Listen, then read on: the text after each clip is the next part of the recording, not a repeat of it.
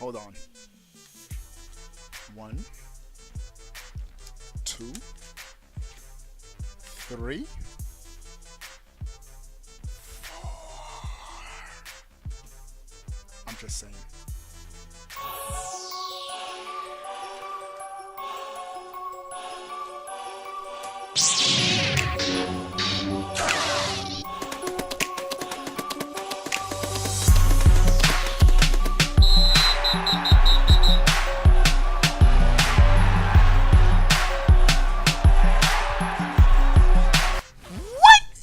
Going on, everybody? How are y'all doing? Before we get started with this video, give it a thumbs up. Let's get it over 1 million likes, bro. A gazillion likes, whatever, infinite likes. All right, you guys saw my unboxing video yesterday that I did. I did get the new Nintendo Switch Lite button. Get out of here, trying to steal my shine. I did get the new revised Nintendo Switch, and I remember the GameStop employee telling me it's called version 2, and so I did get Nintendo Switch version 2. So what's the difference between version 1 and version 2? I've been playing it for about a day now, and I have to say, overall, if you're fine with your Switch that you got at launch, you're really not missing out on too much. All right, so I'm just get that out the way.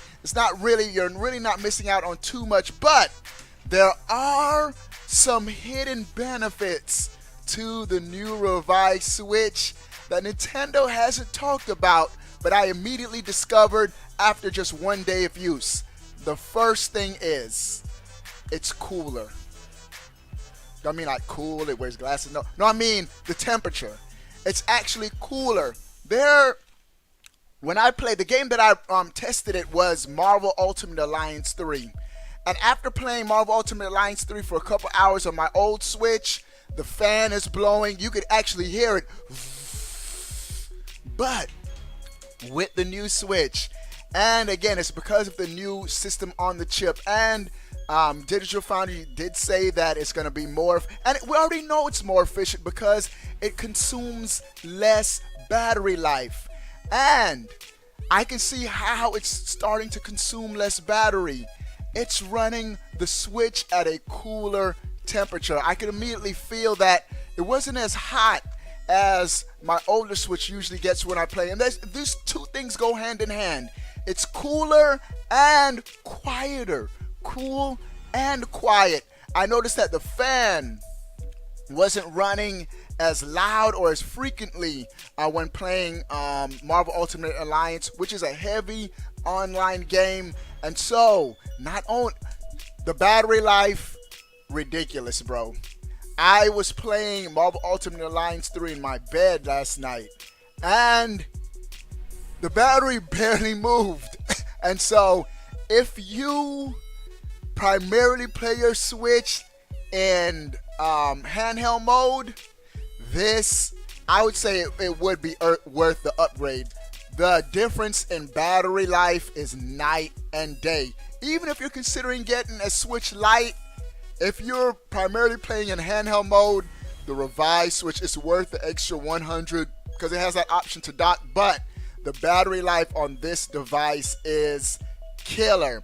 And so those are some of the initial impressions. Now, this is I still have to do more testing to confirm this. But initially, I want to say performance is a little better on the Switch. I don't know, it's me in my mind psychologically trying to justify buying a fourth Switch. But it does seem like performance in Marvel Ultimate Alliance particularly did appear to be running smoother while I was playing it with this Switch. And again, I'm not Digital Foundry. I don't have that frame rate jaggedy line testing. But just from me playing Marvel Ultimate Alliance, I can see that the game running smoother. But there's a caveat with Marvel Ultimate Alliance. I was playing it online, so I don't know if my previous experience had anything to do with the lag and I was confusing the lag with the frame rates, but I did notice that the game did run a little smoother when playing Marvel Ultimate Alliance. And my last impression, all right, so there's 4 things I'm going to share with you guys about the new Switch. I've already shared 3. It's quieter, cooler, potentially runs the games a little. You are not gonna now. Is this a Switch Pro? No. Is it night and day from the OG Switch model? No. The performance change is minimal, and this might be what Digital Foundry was talking about, that this new Mariko chip that's inside the version 2 Switch, that it has the potential to overclock, to run at a higher overclock speed. But again, that's probably with Nintendo and their software update, if they even unlocked it to run at a higher clock speed. But the last thing that I have to say about this Switch, which is a little bit of a letdown, the Wi-Fi seemed to be just as bad as this one. One of my pet peeves, in my house, I seem to get bad signals with the Switch, and others have complained about the Wi-Fi on the Switch. It seemed like they had the same antenna.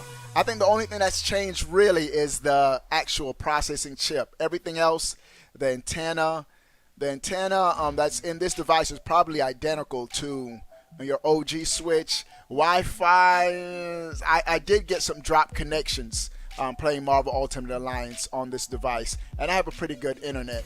But other than that, I'm pleased with the revised, the version 2 Switch. Now, dudes, I gotta share with you guys. Stay tuned. Probably not gonna be tomorrow's video.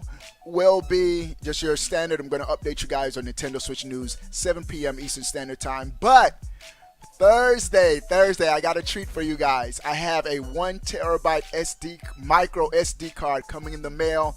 This is about to be a Super Saiyan Switch. That's right, 1,000 gigabytes is about to be immersed into this Switch. Immersed, is that the right word to use in that situation? Whatever. I'm about to put a 1 terabyte micro SD, a legit 1 terabyte micro SD card from SanDisk, not the bootleg. Bro, if your micro SD card costs $30 and say it's 1 terabyte, it's not gonna work. It costs a pretty penny. I'll show you how much it costs and all that stuff. But I will be downloading every single game I've bought on the eShop onto this micro SD card. Over 134 games, and that's what I want to see. Will this Switch blow up by having so many games and so many downloads running on this one device? So stay tuned for that video. I can't wait for that. But dudes, I am going to end you guys with there is a Switch Lite coming out in September, and guess what your boy will be doing?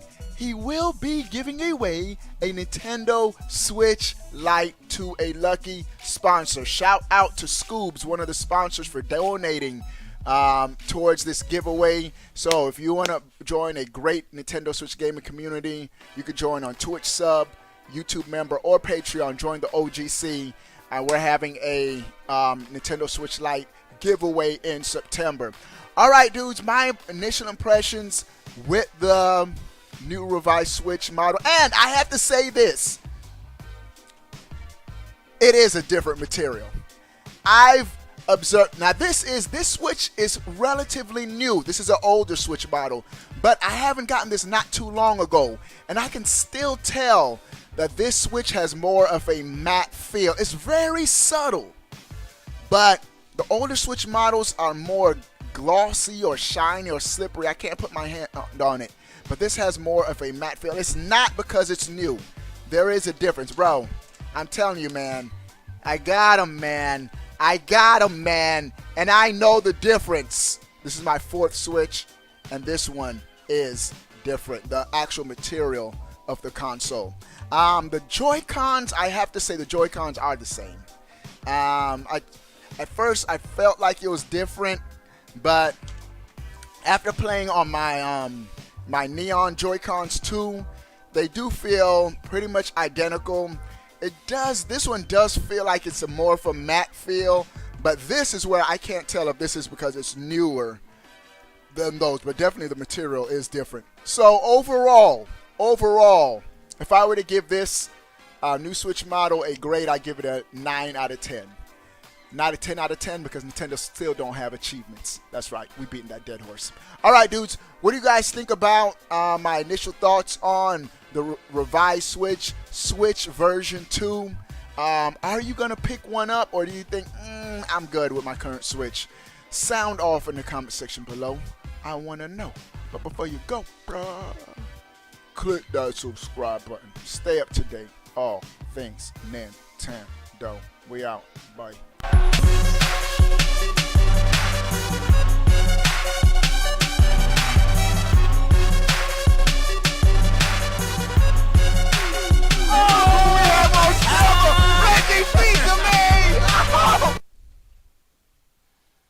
Eeny, meeny, miny, mo. My babies. My precious.